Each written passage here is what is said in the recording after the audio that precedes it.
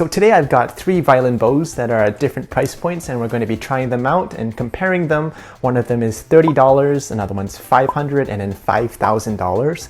Actually, these bows can go a lot more expensive, and I don't have the money for that, so I don't have them in my possession, but they do go up into the tens of thousands of dollars. Today we're going to just work with this price point between $30 and $5,000. We're going to try them out, have fun, listen to them to see if we can hear any differences, and also talk about what it's like for me as a performer to be playing on these different price ranges of bows. Welcome to another video. My name is Timothy, and for those who are joining in for the first time, welcome and thanks for clicking on this video. Everything on this channel is to do with violin, and it's basically a violin geek place. So if you like stuff like this, please feel free to comment, like, and subscribe. So let's get right into it. A couple weeks ago, I was at home practicing, and I had all these instruments out on my sofa. I was just looking at them and observing, and I realized I've never actually tried these bows side by side to see what it's like in terms of differences, and I realized they were all at different price ranges. I took out my camera and filmed myself playing a small passage of the Dance of the Goblins and posted it on TikTok, and I had no idea it was going to reach over 300,000 views in just a couple of weeks. And I got a lot of questions. People were asking me, what's the difference between this bow and that bow, and how does it feel as a performer, and why is it so expensive, and so forth. And I don't have time to answer all those questions because my thumbs hurt. So I decided to make a video instead, because it's going to be a lot easier to put it on YouTube than anywhere else, and really can have more time to go in depth. So I'm just going to put the video right now of me playing on 3 of these bows and let you guess actually which bows are which one.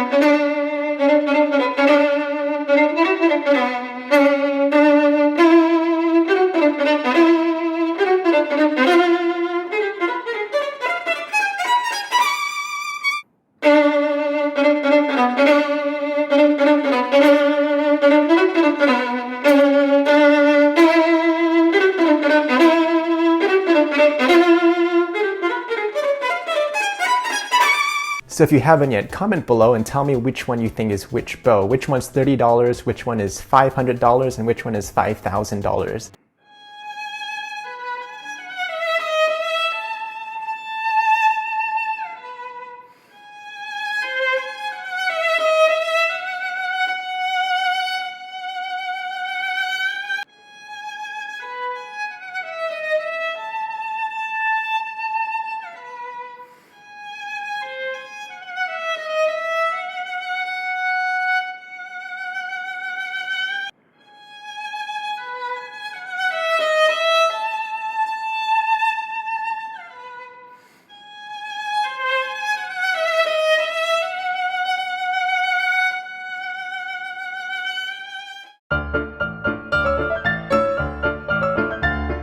Alright, so video number 1 was the most expensive bow. It's $5,000 and it's made by a really dear friend of mine. His name is Vann. He's a Canadian bow maker and I'll link all of his information in the description box below. It's a powerful bow. That's how I would describe it to begin with. It's a powerful bow. It's heavier than the other two. It's got a great amount of stability. It's very well balanced. So it really comes in handy, especially when I'm playing big repertoires. So pieces that I'm playing in front of a big orchestra for a big crowd of over 2,000 people. And I really need something that's stable, heavy, and dependable. I can really just sink in so I can project the sound all the way to the end of the concert hall. So I really save this particular bow when I'm playing large repertoires. So pieces like the Tchaikovsky Violin Concerto, the Sibelius Violin Concerto, Shostakovich, war horses, like even the Prokofiev Sonata No. 2.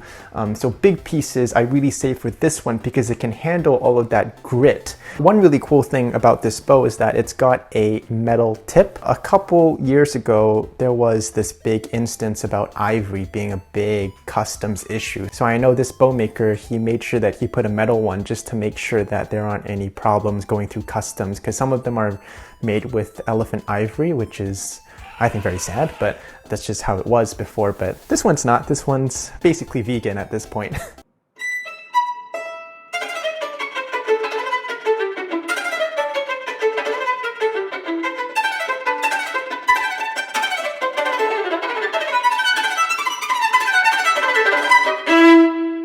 Okay, so the second bow that I used is this super cheap $30 bow that I don't exactly even remember where I bought it from. I think it actually came with a prop violin that I use, and it came with the violin, so it's kind of like a menu set in the sense like it's a meal with the burger. I tried to look on Amazon how much I could buy it for. I got anywhere between 19 bucks to 50, so I kind of just averaged it at $30. And this basically has been my prop bow. I use it for photo shoots, when I record music videos, when I'm outside even playing just for fun and I don't want to worry about breaking anything valuable.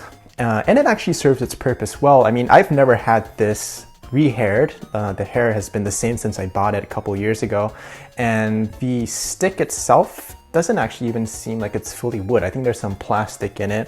I mean, it works. It works actually surprisingly well for what it's worth. I don't even know if you can rehair it. Some of these cheaper bows, you just can't even rehair because you don't even have the proper setup to be rehaired. I think it's actually cheaper to just buy another bow at that point because a rehair usually costs around $70+. Yeah, that's the bow. I mean, how does it feel as a performer? It feels fine. It doesn't feel like something I'd be comfortable to play on stage just because the stick itself is very unstable. I don't think it's even straight half the time, and it's not.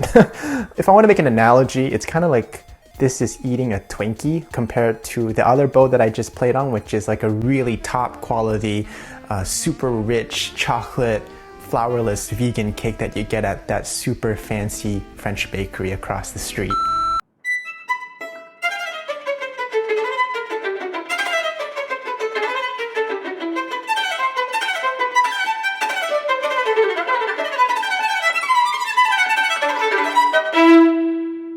Alright, so the third bow that I have is the $500 bow. And actually, you know what? Because of inflation, since I bought it over a decade ago, it's probably worth $700 now at this point. And that's still super, super cheap for an actual professional bow. And the reason why I still keep using this bow is just because it's so special to my heart. I've used this since I was 12 years old, so it's been 14 years.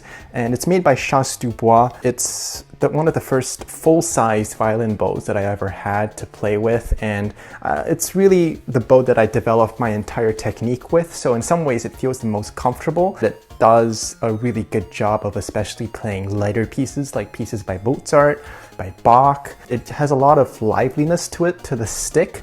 And that's one thing that the $5,000 bow doesn't have as much, but that's because it does project a lot louder onto the stage, and therefore the stick is more stable. This has a lot of vibrance to it, so when I do play ricochet or really fast passages that need to be off the string, it reacts so well, and especially when I do up bow staccato, it just reacts like gold. So one thing about this bow is that once you put too much pressure, especially when it's needed for big pieces like big concertos, what happens is that the hair starts to fall and break because basically the stick is hitting the hair itself and it can't handle it, so it it starts snapping.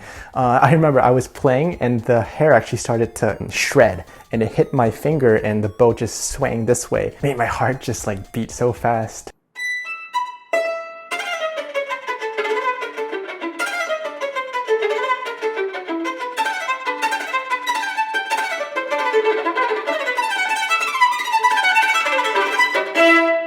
So let me know what you think about these three bows. Maybe you can't hear the differences, maybe you can, or maybe it just looks different, I don't know. For me, I'm a violinist, I look at these every day, so for me they all look the same at this point. But we'd be really interested to know what your thoughts are, and comment below.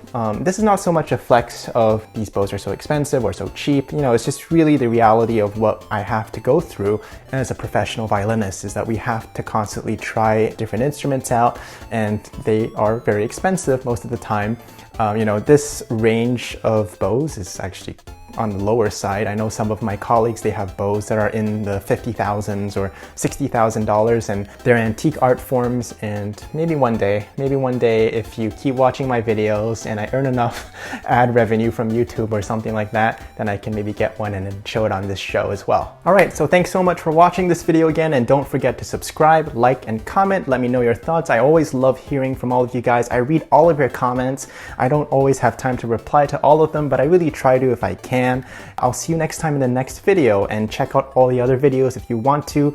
In the TikTok video, I played the Dance of the Goblins. I made a music video of that as well for Halloween, so check that out. So remember to also follow me on TikTok, Instagram, Facebook, and if you want to get exclusive behind the scenes of my thought process and how I film my videos and so forth, check out my Patreon, which is all linked below in this video description. And I'll see you next time in the next video.